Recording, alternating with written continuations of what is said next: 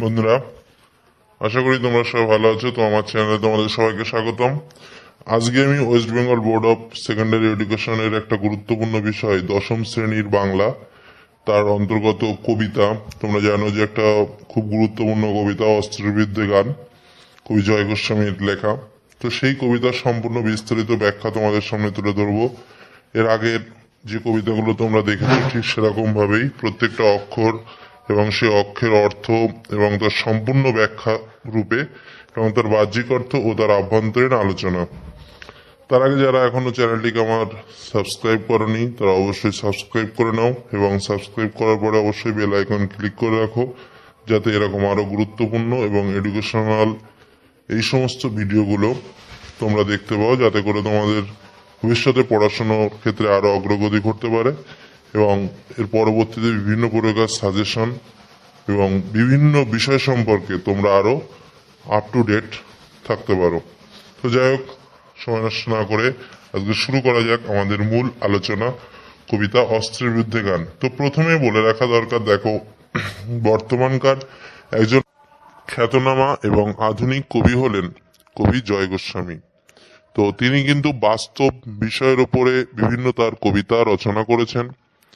এছাড়াও তাকে মনে রাখতে হবে, তিনি কিন্তু মানুষের খুব গভীর যে কথাগুলো, অন্তরের কথাগুলো যেন কলমে এবং খাতায় একদম খুব মনের কথাগুলো খুব সুস্পষ্টভাবে বলে দিতে পারেন। তো তার এই কথাগুলোর মধ্যেই একটা গুরুত্বপূর্ণ যে কথা, সেই কথার যে রূপ সেটা প্রকাশ পেয়েছে আমাদের এই কবিতায়। সে কবিতাটা হলো অস্ত্রের বিরুদ্ধে গান। তো কবিতাটা পাতার পোশাক কাব্যগ্রন্থ থেকে নেওয়া হয়েছে। কি বললাম নামটা আর একবার মাথায় রেখো, পাতার পোশাক কাব্যগ্রন্থ থেকে কবিতাটা নেওয়া হয়েছে। তো প্রথমেই আমি বলে রাখবো কবিতাটার নামের সম্পর্কে। প্রথম হচ্ছে অস্ত্রের বিরুদ্ধে গান। আচ্ছা, অস্ত্র কি জিনিস, অস্ত্র কি কাজে লাগে আমরা কি জানি? অস্ত্র কিন্তু প্রথম কথা, সৃষ্টির সেই আদিকাল হতে প্রাচীনকাল থেকেই এর ব্যবহার হয়ে আসছে। কখনো বা সেটা রাজরাজার হাতে, কখনো বা সেটা দেশ শাসকের হাতে, কখনো বা বিভিন্ন মানুষ তার যে বুড়ো কর্ম বা খারাপ কাজ, সেই খারাপ কাজগুলোকে ব্যবহারের ক্ষেত্রে কিন্তু এই অস্ত্রের ব্যবহার করেছে। কিন্তু দেখো, এই অস্ত্রের ব্যবহারের ফলে কি ঘটেছে প্রকৃতপক্ষে? একদল মানুষকে আক্রমণ করেছে। মানে বিষয়টি কি? বিষয়টি হলো একটা দাঙ্গা, বিষয়টি হলো একটা হাঙ্গামা, একটা সর্বনাশের চিহ্ন।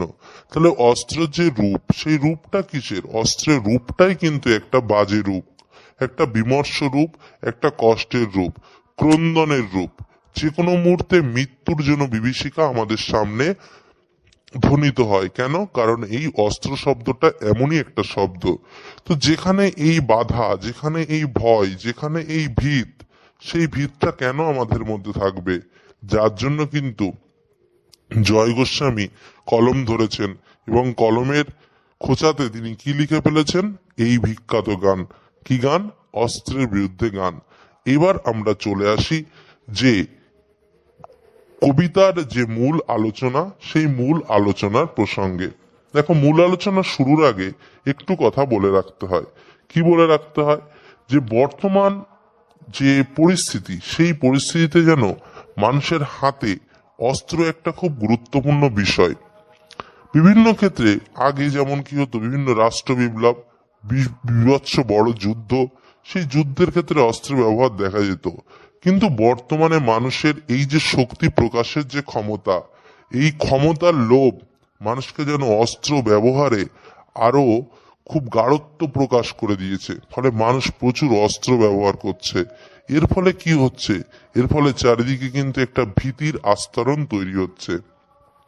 তো সেই ভীতির আস্তরণ থেকে নিজেকে জাগরিত করার জন্য, নিজেকে বের করে আনার জন্য, শুধু নিজেকে নয়, কবি সমগ্র মানব জাতি, সমগ্র আমাদের সবাইকে এই অস্ত্রের বিরুদ্ধে আসার জন্য এই কবিতায় কিন্তু সম্মিলিত কণ্ঠে তিনি সবার ওপর আহ্বান করেছেন। কি আহ্বান করেছেন? না যে অস্ত্র ফেলে দাও, অস্ত্র রেখো না, অস্ত্র বাদ দাও, অস্ত্র বাদ দিয়ে মানুষকে কিসের মাধ্যমে ডাকো? না ভালোবাসার মাধ্যমে ডাকো।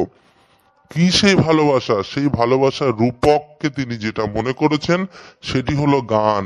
গানই পারে একমাত্র কি মানুষকে ভালোবাসতে, মানুষকে কাছে আনতে। সে তুমি গান জানো বা না জানো সেটা বড় কথা নয়, সেই গান তোমাকে গাইতে হবে। গানের আক্ষরিক অর্থ গান, কিন্তু মনের অর্থ কি? মনের অর্থ হলো ভালোবাসা। এই হলো এই কবিতার মূল কথা। এই ভাবনা নিয়েই কিন্তু কবি জয় গোস্বামী এই কবিতা লিখতে বসেছেন। এবার আমি যেটা যাব সেটা হলো মূল কবিতার পাঠ্যাংশ ভিত্তিক আলোচনা। দেখো একদম প্রথম পর্বেই কি লেখা রয়েছে, অস্ত্র ফেলো, অস্ত্র রাখো পায়ে। তো আমি বলবো অস্ত্র ফেলো, অস্ত্র রাখো পায়ে। কেন? কারণ দেখো জয় গোস্বামী যে অস্ত্রবিরুদ্ধে গান কবিতাটি গেয়েছেন, এই কবিতাটি কিন্তু একটা অস্ত্র বিরোধী কবিতা। কবিতায় অস্ত্র বিরোধিতা কিন্তু একটা খুব সাধারণ বিষয় নয়, এটা কিন্তু একটা খুব গুরুত্বপূর্ণ বিষয়। এক কথা কি, প্রথম দিক দিয়ে তিনি একজন সমাজ ব্যক্তিত্ব এবং একজন গভীর সমাজ পর্যবেক্ষক।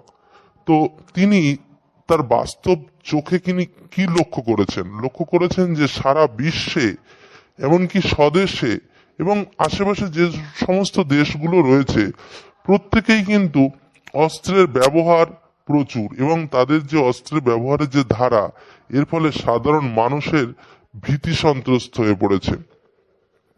ফলে সাধারণ মানুষ থেকে এই ভীতিটাকে সরিয়ে নেওয়ার জন্য, এই যে মানুষের বিপদ থেকে সরে নেওয়ার জন্য, বাঁচানোর জন্য, মানুষের রক্ত, মানুষের যে সহায় সম্বলীল ভাব, যে ভিটেমাটি হারা মানুষের যে কষ্ট, সেই কষ্টটাকে উদ্ধার করার জন্য, মৃতদেহের যে কষ্ট, মৃতদেহের যে মৃত্যুর যে যন্ত্রণা, সেই যন্ত্রণা থেকে মুক্ত করার জন্য তিনি এই কথাটা বলেছেন। কাকে বলেছেন? যারা অস্ত্র ধারণ করে আছে বর্তমান বিশ্বে, সেই সমগ্র মানুষকে, সেই সমগ্র লোককে কিন্তু তিনি এই কথা বলেছেন। কি বলেছেন? অস্ত্র ফেলো। তো এটা হলো প্রথম শব্দের অর্থ। পরের লাইনটা দেখো কি বলছে, অস্ত্র রাখো পায়ে। কি বলছে? অস্ত্র কোথায় রাখতে বলেছে? পায়ে রাখতে বলেছে। কেন অস্ত্র পায়ে রাখতে বলার কারণ কি? কারণ হলো এই, আমি প্রথমেই বললাম যে এটা খুব ভয়ালো এবং ভয়ঙ্কর। অস্ত্রে হাতে থাকলে কি হয়, যে ধরে রাখে তার কাছে মনে হয় যে সেই সবকিছুর মালিক কিন্তু সে যা ইচ্ছে তাই কিছু করতে পারে। নিজের অহংকার বোধটা বেড়ে যায় এবং নিজের ক্ষমতা জাহির করার সে চেষ্টা করে। এই ভয়টা এবং মানুষের মধ্যে কি ভয় সৃষ্টি করে। তাই বলছে যে এই হাতে রাখলেই তোমার বিপদ, অতএব এটা হাতে রেখো না, এটা হাত থেকে নিচে পায়ে রাখো। কেননা তিনি জানেন অস্ত্র হাতে থাকলেই তার প্রয়োগ হবে। তাই অন্যকে ভয় দেখিয়ে কিংবা অন্যর যে বিশ্বাস বা ভালোবাসা সেটা হনন করে ক্ষমতা দখলের যে চেষ্টা, সেই যে লুণ্ঠনের চেষ্টা, সেই চেষ্টা কখনো সার্থক হতে পারে না। এতে করে কি হয়, মনুষ্যত্ব বিসর্জিত হয়। তাই বলছে অস্ত্র হাতে রেখো না। যার যেখানে যা অস্ত্র আছে সেই অস্ত্র কোথায় রাখো না, পায়ে রাখো। মানে কি, নিচে রেখে দাও, ওটার ব্যবহার মোটেও করো না। পরের লাইন কি বলছে দেখো, আমি এখন হাজার হাতে পায়ে। হাজার হাতে পায়ে মানে কি? দেখো হাজার হাতে পায়ে বলতে কবি এখানে যেটা বোঝাতে চেয়েছেন সেটা হলো অতিশয়োক্তি অলংকারের প্রয়োগ। বিষয়টি কি? বিষয়টি হলো তিনি একজন সামাজিক দায়বদ্ধ মানুষ হিসেবে লক্ষ্য করেছেন যে কোনো কিছু ছিনিয়ে নেওয়ার যে উগ্র বাসনা, সেই বাসনায় মানুষকে স্বভূমিতে পরবাসী করতে তৎপর যে অস্ত্রবাজ মানুষেরা, সেই মানুষেরা হাতে হাতে অস্ত্র নিয়ে উন্মত্ত হয়ে আছে। এই অস্ত্র কিসের? না, এই অস্ত্র হলো আগ্রাসনের বিরুদ্ধেই কিন্তু এগিয়ে আসা। তাই আর সময় নষ্ট না করে দুই হাত দুই পাকে তিনি হাজার হাত পা মনে করেছেন। কেন হাজার হাত পা? কারণ আমার দুটো হাত পা, তুমি যদি আসো তাহলে কটা হলো? চারটে হলো। আর একজন যদি আসে তাহলে কটা হলো? আরো দুটো বাড়লো। এরকম ভাবে যদি আমরা সবাই মিলে আসি তাহলে কি হবে? আমাদের এখন কটা হাত পা হবে? হাজার হাত পা হবে। এটা হলো একটা কথা। আর একটা কথা কি বলছে? আর একটা কথা বলছে আমার সমস্ত কিছু। মানে এখানে হাত মানে যে দুটো বিষয় সেটা নয়, এখানে আমার সম্পূর্ণটা, মানে আমার সবকিছু দিয়ে আমি চেষ্টা করছি। কি চেষ্টা করছি? না এগিয়ে আসার। কিসের জন্য এগিয়ে আসার? না অস্ত্র ফেলে এগিয়ে আসার। বোঝা গেল? পরের লাইন কি বলছে? উঠে দাঁড়াই। উঠে দাঁড়ায় মানে কি? ওই যে বললাম যে হাজার হাতে পেয়ে উঠে দাঁড়ায় মানে কি আত্মসমর্পণ করার ভঙ্গিতে। ঠিক সেই একইভাবে উঠে দাঁড়িয়ে কি করেছি? আমার নিজেকে সম্পূর্ণভাবে সমর্পিত করেছি। হাত নাড়িয়ে বুলেট তাড়াই। হাত নাড়িয়ে বুলেট তাড়ায় মানে কি? বুলেট তাড়ানোর জন্য কি লাগে? বুলেট প্রুফ জ্যাকেট লাগে, না হলে কি বুলেট তাড়ানো যায়? তাই বলছে হাত নাড়িয়ে বুলেট তাড়াই। কেন হাত নাড়িয়ে আমি কেন বুলেট তাড়াবো? কারণ হাত হলো সেই ভালোবাসার প্রতীক, যেখানে কোনো অন্ধ বিশ্বাস বা যেখানে ভীতি প্রবেশ করতে পারে না। সেজন্যই বলছে আমি এখন হাত নাড়িয়ে বুলেট তাড়াই। বুলেট কি জিনিস? বুলেট হচ্ছে, মনে রাখবে, এক প্রকার ধাতুর বস্তু। সাধারণভাবে বন্দুক, পিস্তল, রাইফেলে এই টোটাগুলো ব্যবহার করা হয়। এই টোটাগুলোর কার্তুজকেই কিন্তু বুলেট বলে। এগুলো কিন্তু গায়ে লাগলে কিন্তু একদম সেখানেই একটা বিপদ ঘটে যেতে পারে। তো সেরকম, তো সেই বুলেট তাড়াতেই কবি কিন্তু গায়ে গানের বর্ম চালান। আর কেন দাঁড়াচ্ছেন আমি সেটা বললাম, যে এই যে অগ্নাস্ত্র নিক্ষিপ্ত যে প্রাণঘাতী যে ধাতব পিণ্ড বা বুলেট, যা কিন্তু মানুষকে মৃত্যু নিতে পারে, তাই কবি বুলেট তাড়ানোর উপায় হিসেবে গানের বর্ম পড়েছেন। পরের লাইনটাতে লেখা রয়েছে, গানের বর্ম আজ পড়েছি গায়ে। বুঝেছো? ও আরেকটা কথা বলা হয়নি, সেটা হচ্ছে হাত নাড়ানো। হাতটা কেন নাড়ালাম আমি? কারণ হাত নাড়িয়ে মানে কি, যে বললাম, নিজেকে আত্মসমর্পিত করে, যাতে করে কেউ আমাকে বুলেট না মারতে পারে। আর বুলেট মারলেও আমার হাতে লেগে সেটা বেরিয়ে যেতে পারে। যাই হোক, পরের লাইন, গান তো জানি একটা দুটো, আঁকড়ে ধরে শেকড় কুটো। গান তো জানি একটা দুটো, কেন? নিজের গানকে কি বলেছেন কবি? বলেছেন যে আমার কাছে যা আছে কেবল সেটা হলো একটা দুটো গান। অস্ত্রের বিরুদ্ধে আমি এটুকুকেই পুঁজি মনে করব। এই পুঁজিটুকুই আমি জোরদার করে তুলব এবং সেগুলোকে খড়কুটো মনে করে আমি এগিয়ে যাব। আঁকড়ে ধরে শেখর কুটো। তাই বলছে, কি বলছে? গান তো জানি একটা দুটো, মানে আমার বেশি গান জানা নেই। আমার যেটুকু আছে আমি সেটুকু দিয়েই গান জানবো। কেন? কারণ রক্ত মুছি শুধু গানের গায়ে। রক্ত মুছি শুধু গানের গায়ে মানে কি? যে বিপদ। রক্ত কি? রক্ত হলো জীবদেহের তরল যে যোগকলা, যা শরীরকে তাজা রাখতে সবসময় ভূমিকা পালন করে। তো কবি এখানে কি বলেছে? এখানে বলেছে যে মৃত্যু বা হত্যার প্রতীক হিসেবে কিন্তু এখানে রক্ত কথাটা ব্যবহার করা হয়েছে। তাই রক্ত মুছি শুধু গানের গায়ে, মানে এই যে মানুষ যে হত্যা করছে, যে অস্ত্র নিয়ে যে লীলাখালা করছে, সেইটাকে আমি কি করছি? এই গানের গায়ে আমি সেটা মুছে দিচ্ছি। মৃত্যুটাকে আমি গানের সঙ্গে তুলনা করলাম। গান দিয়ে আমি মৃত্যুকে জয়লাভ করার চেষ্টা করছি। তারপরে কি বলছে? মাথায় কত শকুন চিল। শকুন চিল কারা? শকুন চিল হলো সেই দল যারা যুদ্ধবাজ, যারা দখলকারী, যারা আগ্রাসী, যারা মাংসলোলুপ, সেই নরখাদকের দল, যারা কিনা অস্ত্র ছাড়া চলতে পারে না, যারা অস্ত্র দেখিয়ে মানুষকে ভয় দেখায়, তাদের কথা বলছে যে মাথায় কত শকুন বা চিল, আমার শুধু একটা কোকিল। এখানে একটা কোকিল কিসের প্রতীক? এখানে একটা কোকিল হলো সেই ভালোবাসার প্রতীক, সেই প্রিয় জিনিসের প্রতীক, যে কিনা কি করবে না গান বাঁধবে সহস্র উপায়ে। কারণ কি, আমার কাছে তো দুটো একটা গান আছে, ওই দুটো একটা গান দিয়ে হাজার উপায়ে হাজার গান তৈরি হয়ে যাবে এবং মানুষের মধ্যে সেই ভালোবাসার বাতাবরণ ক্রমশ আরো ধীরে ধীরে ধীরে ধীরে প্রকৃষ্ট হবে। পরের লাইনে কি বলছে? অস্ত্র রাখো, অস্ত্র ফেলো পায়ে। আবার সেই একই আহ্বান। প্রথম লাইনে আমি যেটা ব্যাখ্যা করেছিলাম, অস্ত্র ফেলো, অস্ত্র রাখো পায়ে। বর্ম খুলে দেখো আদুর গায়ে। বর্ম মানে কি? বর্ম হলো যুদ্ধ সজ্জার উপকরণ। বর্ম খুলে ফেলবো কেন? সাধারণভাবে মানুষের যখন আর যুদ্ধ করার দরকার নেই, তখন মানুষের কি করে বর্ম খুলে ফেলার দরকার, আর দরকার নেই। তাই বলছে নিরাবরণ মানুষ আর বর্মধারী মানুষ এক নয়। নিরাবরণ মানে যারা কিছু পরে নেই, আর যারা সবকিছু পড়ে আছে, যারা পড়ে আছে কেন পড়ে আছে? ভয়, যে কোনো মুহূর্তে বিপদ হতে পারে, তাই তারা পড়ে আছে। তাই কবি তাদের বলছেন যে এই বর্মটা খুলে ফেলো, এই বর্ম খোলো, এই ভয়টা দূর করো। তুমি যদি বর্মটা খুলে দাঁড়াও তাহলেই দেখবা নিজের আত্মাকে অনুভব করা যাবে, নিজের মনকে অনুভব করা যাবে। তাই বর্ম খুলে দেখো আদুর গায়ে, আদুর শব্দের অর্থ কি? খোলা গায়ে। খোলা গায়ে তাকিয়ে দেখো, দেখো সবকিছুই আনন্দ পাবে। কি বলছে পরের লাইন? গান দাঁড়ালো ঋষি বালক। ঋষি বালককে, ঋষি বালক বলতে ঋষিদের নন্দনকে বোঝালো। কবি কিন্তু এখানে অস্ত্রের বিরুদ্ধে দাঁড়ানো গানকে ঋষি বালক কল্পনা করেছেন। কি বললাম? যে কল্পনাটা করলো, গানের কল্পনা। আমার একটাই গান, সেই গানটা বাঁধবে কোকিল, সেই গানের কথা বলেছেন এখানে। কি বলেছে? গান দাঁড়ালো ঋষি বালক। তাহলে ঋষি বালকটাকে, ঋষি বালক হচ্ছে ঋষিদের নন্দন বা ঋষি বালক পুত্র, ঋষির পুত্রকে ঋষি বালক বলা হয়।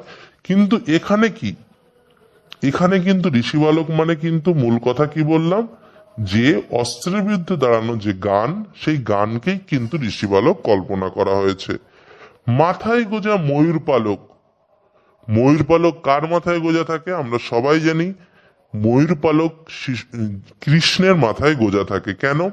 কারণ কৃষ্ণের হাতে থাকে সেই শান্তি সংস্থাপক, কৃষ্ণের হাতে বাঁশি থাকতো। কবি তেমনি ঋষি বালক হয়ে যেন অস্ত্রের বিরুদ্ধে এই শান্তির সপক্ষে ময়ূর পালক ধারণ করে কণ্ঠে গান নিয়ে দাঁড়াতে চান। বোঝা গেল নিশ্চয়ই কি বললাম কথাটার মধ্যে?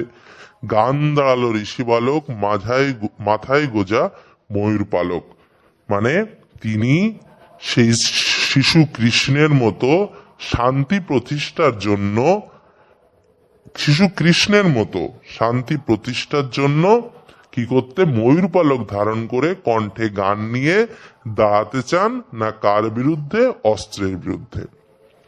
তোমায় নিয়ে বেড়াবে গান নদীতে দেশ গায়ে, অস্ত্র ফেলো অস্ত্র রাখো গানের দুটি পায়ে। তোমায় নিয়ে বেড়াবে গান, তোমায় নিয়ে মানে কে?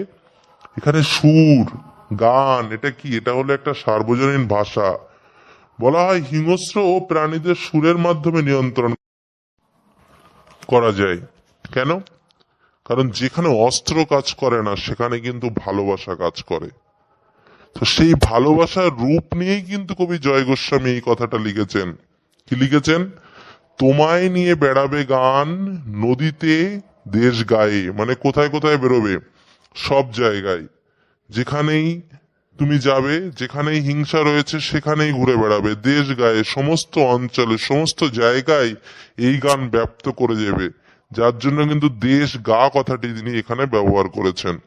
যে ক্ষুদ্র জায়গায়, আঞ্চলিক ছোট ছোট জায়গায় আছে, প্রত্যেক ক্ষুদ্র ক্ষুদ্র জায়গাতে আমি এটা পৌঁছে দেব। কি পৌঁছে দেব? যে না, আমার ভালোবাসার সঙ্গীত সেই মানবতার প্রতীক। তারপরের লাইনে আবার বলেছেন, কি বলেছেন? অস্ত্র ফেলো অস্ত্র রাখো গানের দুটি পায়ে। আবার তিনি বলেছেন যে অস্ত্রটা রেখে দাও, অস্ত্রটাকে নিয়ে গানের পায়ে রাখো, মানে কি? ভালোবাসার মধ্যে দিয়ে রাখো। এই হলো মূল কবিতার মূল আলোচনার বিষয়। তাহলে আমরা কি বুঝলাম শেষ পর্যন্ত? কবি হলেন একজন মানবতার প্রতীক, ভালোবাসার প্রতীক। সত্যকে, বাস্তবকে মেনে নিয়ে সাধারণ মানুষের হয়ে কথা বলার একটা রূপকার হলেন কবি জয় গোস্বামী। যেন আমাদের মনের কথাগুলো, আমাদের ভাবনার কথাগুলো জয় গোস্বামী তার এই অস্ত্রের বিরুদ্ধে গান কবিতায় খুবই সুন্দরভাবে প্রস্ফুটিত করে তুলল। তা আশা করি আমাদের কবিতাটি ভালো লেগেছে। প্রতি বছর কিন্তু মাধ্যমিকে এখান থেকে প্রশ্ন আসে, তো বিষয়টি তোমরা আরো ভালো করে নাও এবং পরবর্তীতে এই অধ্যায় থেকে কি কি প্রশ্নগুলো তোমাদের আসে সে বিষয়েও আমি তোমাদের আলোচনা করব।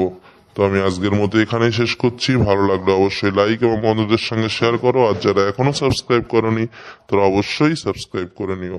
তবে ধন্যবাদ।